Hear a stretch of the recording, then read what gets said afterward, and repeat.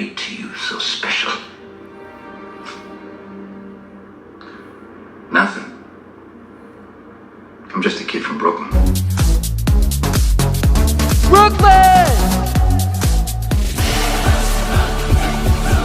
Were you scared of it? Huh? Not at all. Nope. I'm from Brooklyn. You're from Brooklyn, huh? Tequila in the back, daddy blunts in the front.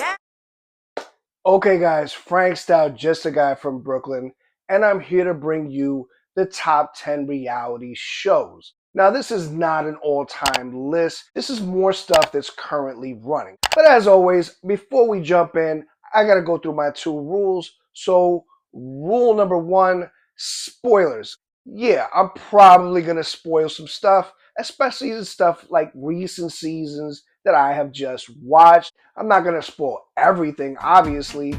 So, medium spoiler warning, you have been warned. And as always, rule number 2 is this is a favorites list, not a best list. So, the best way that you can come back at me about my list is to show me yours in the comments section. Kicking things off at honorable mention number 1 is Too Hot to Handle, a Netflix reality series where attractive, commitment-phobic singles are confined to a tropical villa and are tasked with forming deeper emotional connections by abstaining from sexual activity. To win a cash prize, often they must follow strict rules enforced by a virtual assistant named Lana, with money deducted for any sexual contact. Contestants are extremely young, good-looking, and diverse. Some of these contestants were bouncing off the walls like they were hopped up on cocaine, and although the object is to abstain from the physical, there are some steamy scenes in the first half. But Lana sees all and punishes you for kissing and touching in spots that you should not be touching. The most recent season adds Evil Lana, which lets you get naughty when she shows up. I recognize Londoner Lewis and the Sexy Lucy from other shows, and Flavia returns from a previous season. There's also a young rocker named Zhao and the Sexy Bree, as well as many others. There were a few people brought on to test these relationships, like the voluptuous Valentina, who definitely created a little bit of a love triangle. The show gets kind of weird at times, as it does these kind of weird exercises, like the men sitting in their wombs so they can reconnect with them, and their mothers are actually talking to them through recordings. It's all strange stuff. At the end of the day, the show is a little too namaste for me. Despite adding Evil Lana, it's just not enough. It still feels like Sex Addicts Anonymous. You feel like these people are at a support group / yoga retreat. And that's how you end up in a cult, if you ask me. Coming in at honorable mention number 2 is Sneaky Links, Dating After Dark, a Netflix reality series where 12 singles initially seeking new romance are surprised to find their past situationships or casual hookups or sneaky links or friends with benefits, whatever you want to call them, are also in the motel. It's hosted by Chloe Vetch and Spicy Mari. The show challenges couples to turn casual flings into committed relationships, or if they fail to deepen their connection, leave the show. I really like that motel setting. It made things very interesting with these sneaky phone calls and meeting up with people in the middle of the night kind of stuff. Angelique, a 30-year-old sexy law student, really stood out amongst that crowd. There was also Travis, the gentleman cowboy, that rounded out a very diverse group. The show starts out strong, but unfortunately, after the core group chooses their favorites, some like the laid-back Logan was left to wander around the motel just to take up space until he was removed. I really enjoyed it. I do think it's a little flawed. You got people who like to do the friends with benefits thing, and who do they bring you to fix that? More people that like friends with benefits. But bottom line, if a new season comes out, I'm gonna watch it. Coming in at number 10 is Love Cabin, a Zeus Network reality dating series hosted by Ray J and narrated by Tia Kemp, featuring 12 to 16 single sexy strangers living in a remote, rustic cabin. The contestants compete for love, sex, and a big cash prize.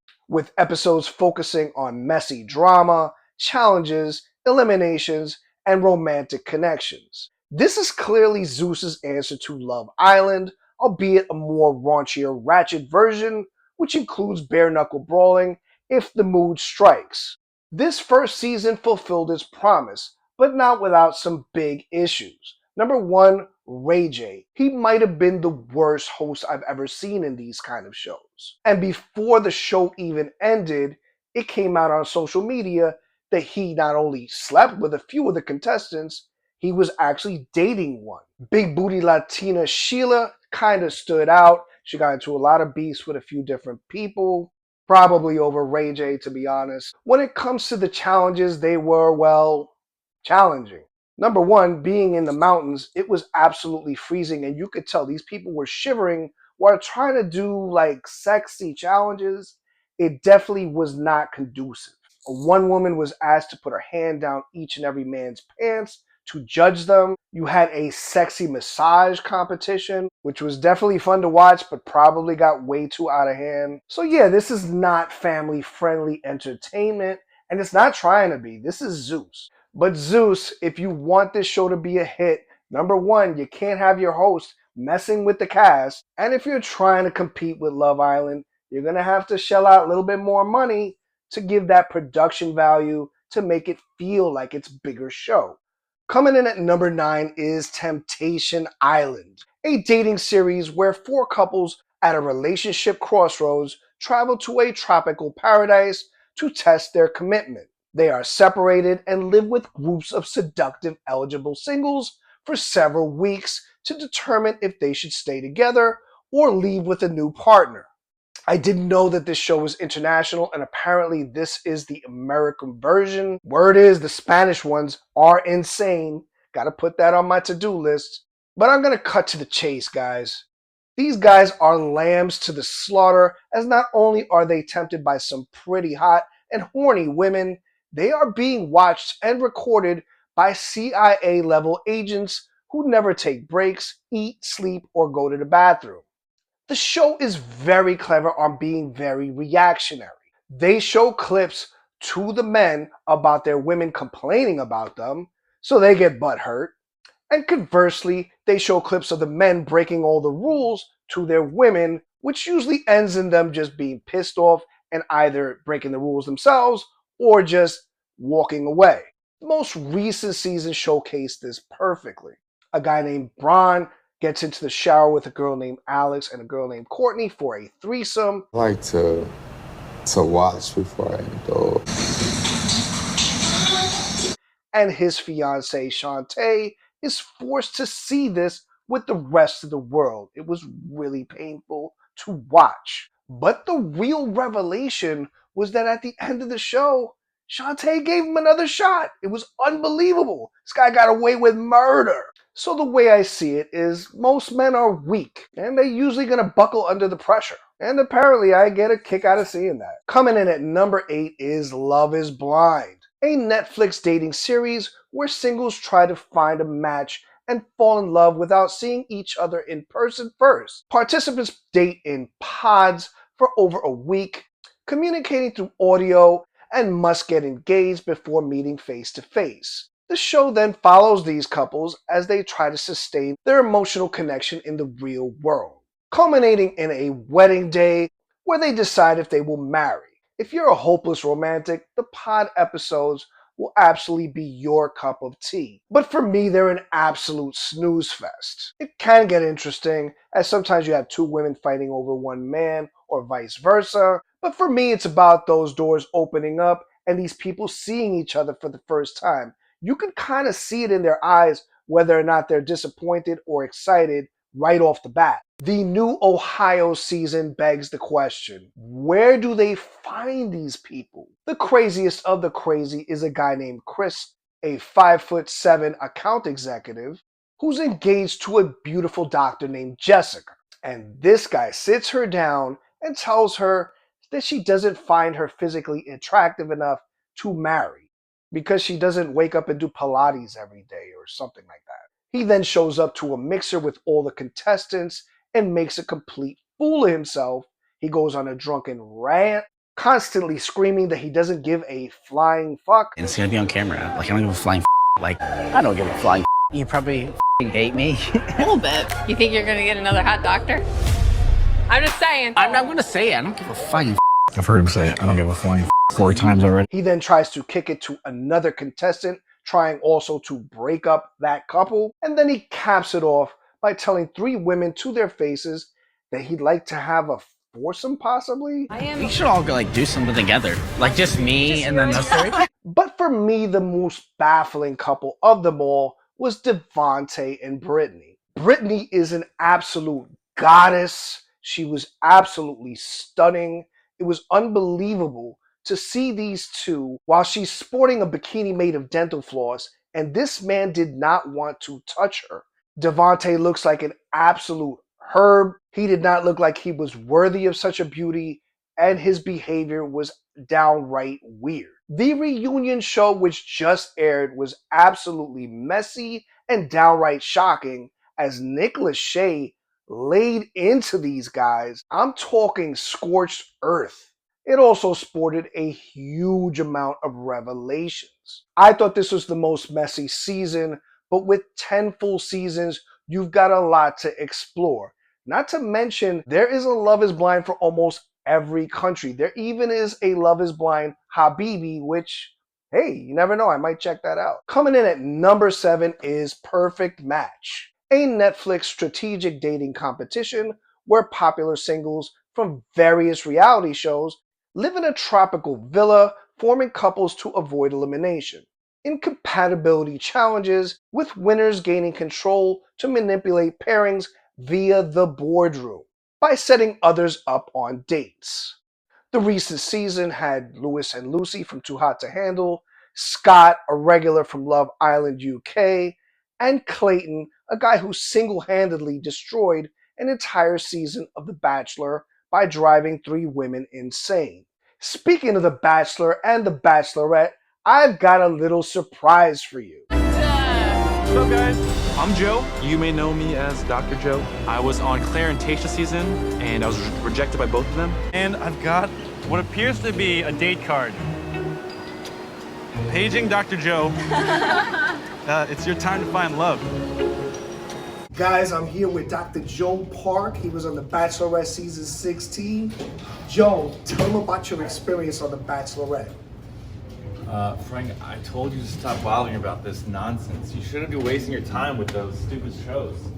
You also get Ultimatum villains Sandy and JR, Love is Blind Psycho Madison, and older man stud Ollie. The Love Cabin games are straight pornographic, and the Love Island USA ones are pretty gross.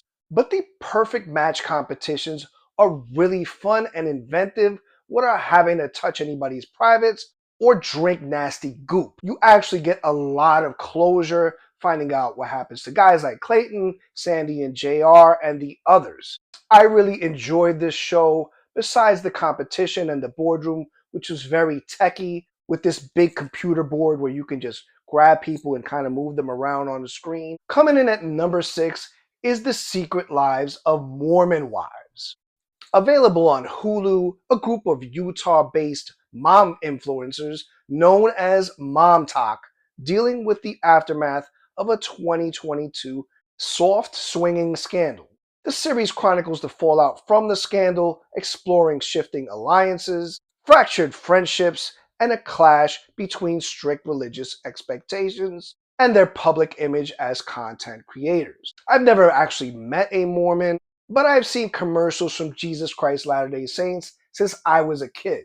The key word here is exploration, as you learn about Mormons, Mom Talk, and its members, centered around its leader Taylor, who was at the center of the big scandal. I found this show shocking at the jump, as these very religious women are dabbling in plastic surgery. They don't drink alcohol, they don't drink coffee. Instead, they consume huge amounts of designer sodas. Why soda and not coffee? They both have caffeine. It all sounds really, really strict, and yet couples can get ketamine drips for therapy for their relationships. The whole having multiple wives thing is not really a thing. But the special undergarments thing is a thing. As the seasons go, you learn that Montauk is just huge. It just keeps growing to the point where the husbands don't necessarily have to work. You've got weird little reveals like a guy saying to his woman that he's addicted to porn. What?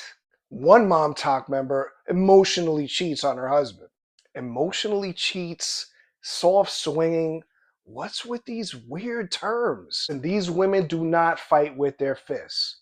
But don't worry, their mouths make up for it in droves. The fourth season just debuted, and there's a lot of branching out, as one member is going to be in The Bachelorette, and two members are going to be on Dancing with the Stars. What can I say? I'm all in for it, and I wouldn't mind trying one of those designer sodas. Coming in at number 5 is The Ultimatum, Marry Me or Move On, a Netflix reality series where couples with conflicting views on marriage, with one partner ready to wed and the other not, test their relationship.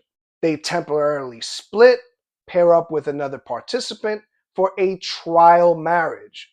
Then they reunite for a while and decide to either marry, break up, or leave with someone new. This is a true social experiment, with you and your significant other living with an almost complete stranger for 3 weeks. And during that time, there's not supposed to be any contact with your original partner. The most recent season was insane, with a whole bunch of people literally leaving in the middle of the night right after the swap. But this did cause some real good drama. Nick was left to live alone for 3 weeks while his fiancée Sandy got to stay with a sexy tatted stud named JR. And it got very dark very quickly, with Nick finding out where they were staying and banging on the door in the middle of the night. And this is just one couple we're talking about. So much was revealed at the reunion, and that was must-see TV. I give this show credit for trying something so new, extreme, and twisted. They even followed the season up with the Ultimatum Queer Edition with all lesbian contestants. And I gotta say, this was just as messy, if not worse. Coming in at number 4 is Two Ways with Erica Mena, a 2025 Zeus Network dating series where bisexual Love and Hip Hop alum Erica Mena searches for love amongst a diverse group of male and female contestants. The show features intense chaotic drama, including feuds with cast members and a final selection process. Zeus continues to show it has no limits with this Frankenstein monster of a dating show. The irony for me is that these people are fighting tooth and nail for the affection of Mena, who I don't find attractive in the least. The lineup includes a porn star from Texas, blonde identical twins who want to be with her at the same time, a guy who looks straight out of Willy Wonka, a very strange guy with anger issues named Turtle, and a social media sensation who boasts a 12-inch Johnson, amongst many more. On the woman's side, you've got some real cuties like Gigi, Dre, Gypsy, and Cheeky. There's even a trans lady named Bree who gets into a few dust-ups with some contestants. Pretty wacky stuff. All these crazy people are shoved into a huge mansion and they compete to be with Mena. Slowly they're eliminated until there is only one. Mena tests these people with everything from who does the best exotic dance to who has the best oral skills. But nothing as crass as what you see on Love Cabin. I think Zeus has a great formula here. Hopefully we get a season 2 with a new group fight for Mena, somebody else, or something else. Coming in at number 3 is Love Island USA, a reality dating competition where a group of single islanders live in a secluded villa to find love and win a $100,000 cash prize. Couples must recouple regularly, with single participants risking elimination, while the public votes to influence, drop, and eventually crown their favorite couple.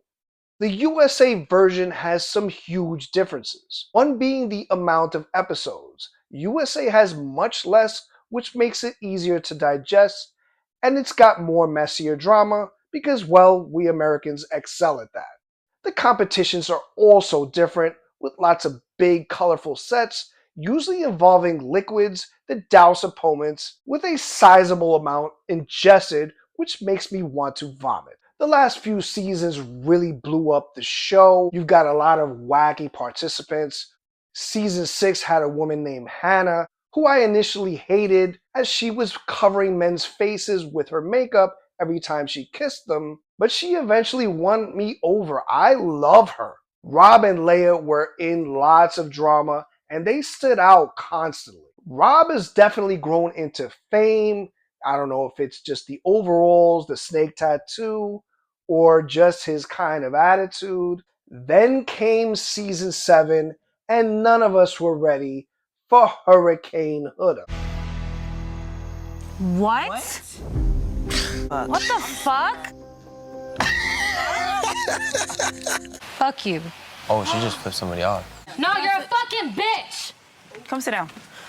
You're a pussy ass bitch. You're a pussy ass bitch. I know. But the storylines didn't stop there, as you had Ace versus Austin, Taylor versus Olandria, Ace versus Amaya, and the famous Nicolandria, which I'm not buying any of that bread, but it culminated in one hell of a reunion. The season was so big that there is a spin-off debuting next month. And my runner-up to this list is at number 2, Love Island UK.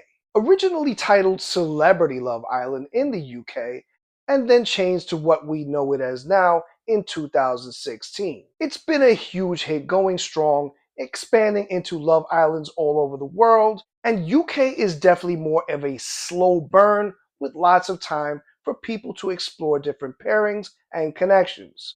Halfway through, the dust settles, and you have some solid couples, only for half the group to be sent to Casa Amor to live with a group of bombshells looking to disturb what was established. All of the islanders ask the same questions. What's your type? What is your love language? Don't these people have any game? The most recent season had tons of drama. You had the couple Meg and Dijon, and Meg is no Huda, but she definitely showed her teeth whenever any woman got near Dijon. It was a little on the psycho side at certain points. Shakira was also a nice little standout as she got involved in a few love triangles.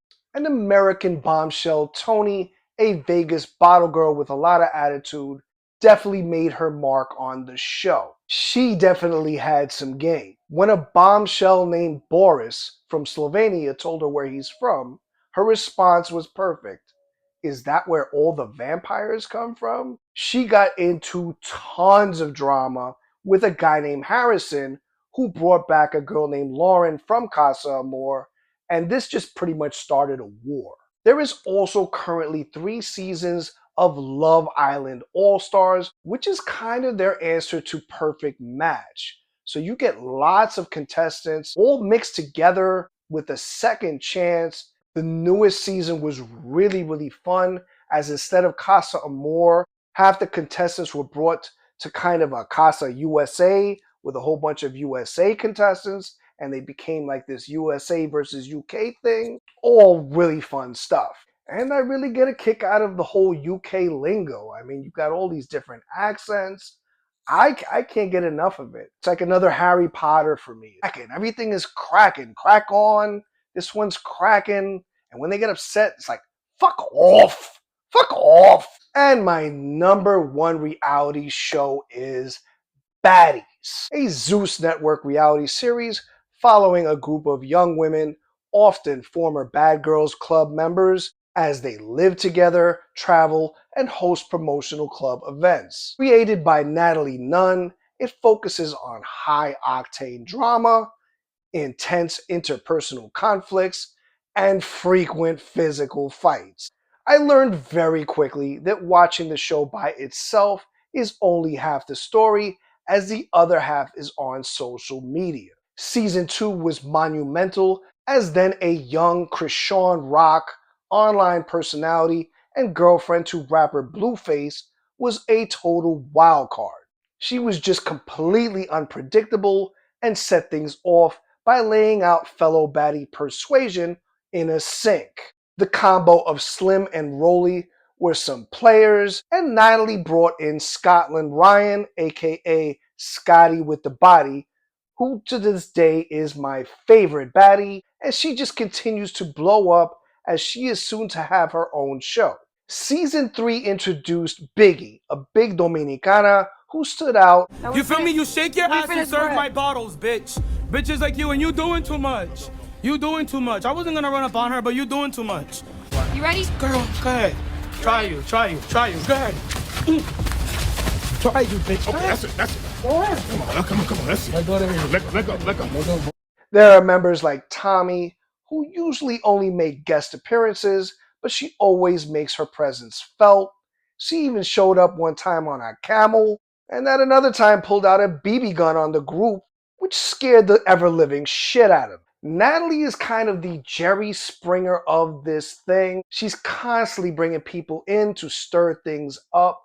Baddies East introduced Krishan's sister, Tasiki. She is, in my opinion, the best pound-for-pound fighter on the show.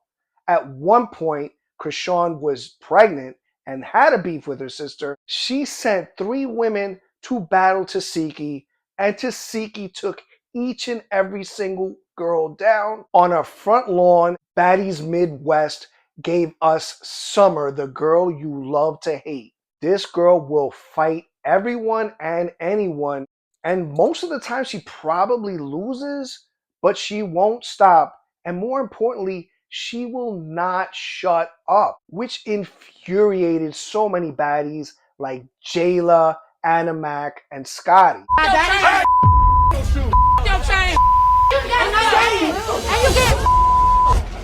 Yo, this is too much. Come on. I'm taking your Aquarius card. You're nothing. Not a sign. There's something wrong with you. She eventually formed a huge friendship with Bad Dolly and Big Lex. Lex, a former basketball player, became a huge heavy hitter on the show. These 3 became the big bullies for like 3 seasons. Besides the show being entertaining, it also keeps me up on all these young people's lingo. I learned stuff like standing on business, catching a fade, which means, I guess, catching a fair one back in the day, and the famous Baddies toast, Baddie shot a clock.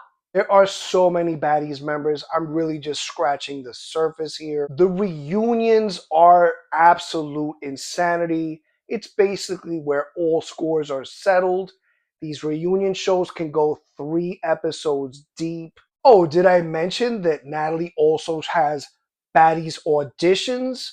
Yes, this is a thing, and I'm not gonna lie, I don't really watch too many of them because I tried to watch one and it showed a little person baddie get clocked right in the head, and I laughed my ass off, and I'm going to hell. Yeah, I'm going to hell. Baddies USA Chapter 1 just wrapped up. The reunion is right around the corner. I love it. I can't get enough. I'm ready for the next season. I'm ready for the next episode. It's all pretty wild stuff. It's probably not for everybody, but it is for me. From the city that never sleeps, peace, baby. This is a Brooklyn-bound express train. The next stop is Brooklyn Bridge. Stand